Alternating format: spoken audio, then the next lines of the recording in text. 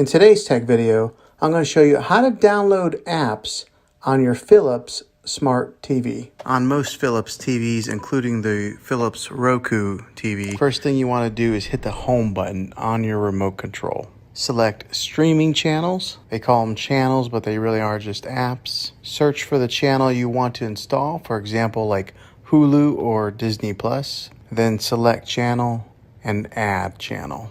On some older Philips TVs, you might have to go to Home, Apps, then Get More Apps.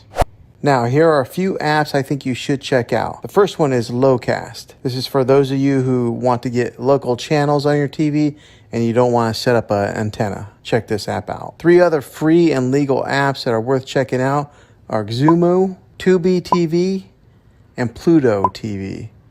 Again, these are free apps and they have lots of movies, TV, and sports channels. Thanks for watching this video, guys. If it was helpful for you, go ahead and throw a thumbs up on this video and go ahead and subscribe to my channel. I make tech videos all the time and I'd love to have you back in the next one. Take care.